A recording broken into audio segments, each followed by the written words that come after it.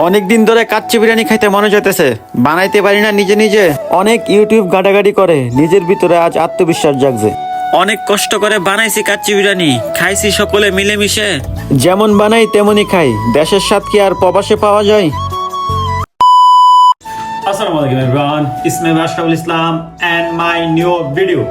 So guys, অনেক দিন পরে আমার এই কিচেনে আপনাদেরকে স্বাগতম। ভাই অনেক দিন ধরে কাচ্চি বিরিয়ানি খাইতে মনে চাইতেছে, কিন্তু বাংলাদেশে না থাকার কারণে কাচ্চি বিরিয়ানি খাইতে পারতেছি না। যার কারণে ভাবলাম নিজে নিজে বানানো যাক।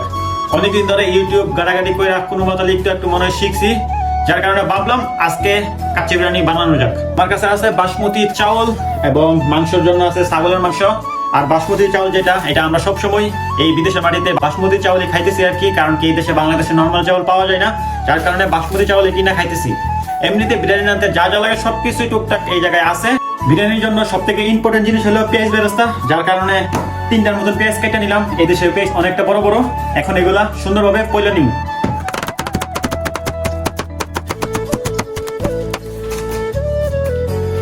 পেঁয়াজ কাটতে কাটতে চোখে পানি এসে পড়ছে, কিছু করার নাই, প্রবাসী মানুষ কষ্ট করে খাইতে দিব।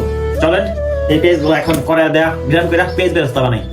চুলার ভিতরে একটা প্যান দিয়ে দিলাম, প্যান দিয়ে চুলাটা চালু করে দিলাম।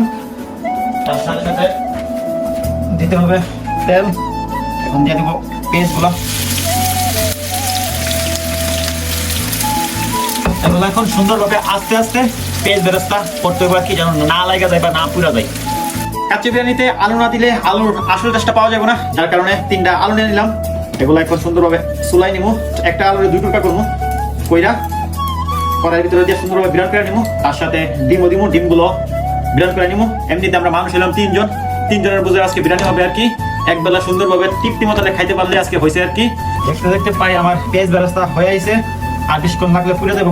আর কিছু বাতা পুরো আছে যেগুলা হয় নাই, কিছু করার নাই, বেশিক্ষণ রাখলে পুড়ে যাবো। এখন এগুলা তুলে লাগিয়ে দিব।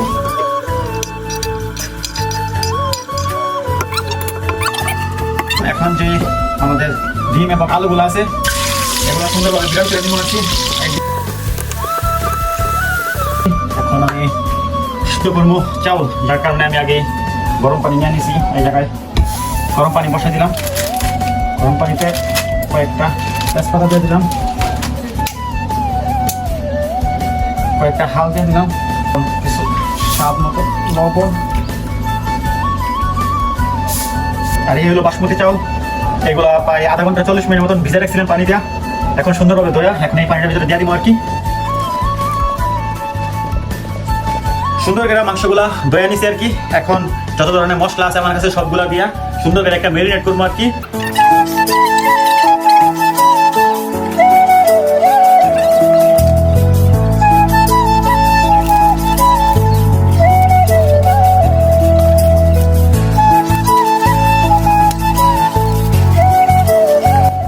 আর এই হলো বিরিয়ানির মশলা, কাচ্চি বিরিয়ানির মশলা।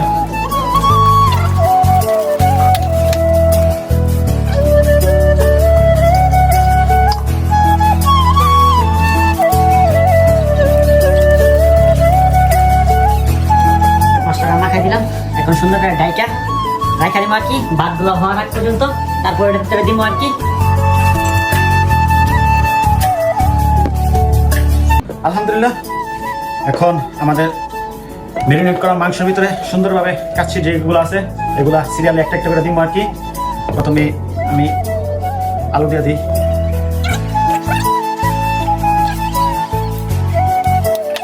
আমার কাছে ঘি নাই, বাটার আছে। বাটারটা সুন্দরভাবে তেল কড়াই দিয়ে গরম করে দিয়ে দিলাম অল্প একটু। তারপরে বাদ দেওয়ার পালা। হাফ বাদ দিয়ে দিছি। তারপরে 3টা আলু আছে, আলুগুলো দিয়ে দিলাম।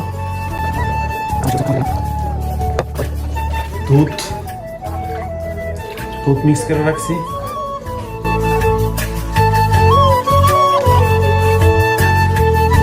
যে বাকি ভাতগুলো আছে সবগুলো দিয়ে দিব।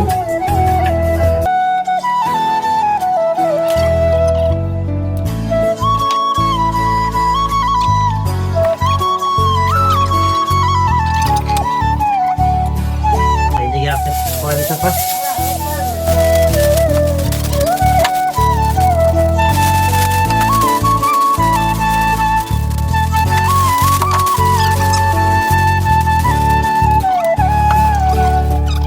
আল্লাহর নাম নিয়ে সালাত পড়া দিন।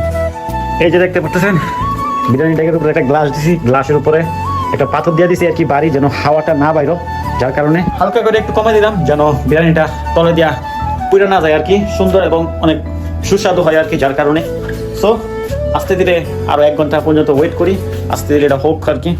সো গাইস দেখতে দেখতে প্রায় 1 ঘন্টা 30 মিনিটের মতন রাখছি, এখন দেখা যাক চেক করে কিরকম হয়। আল্লাহর নামে শুরু করি আমরা আর কি। বিসমিল্লাহ।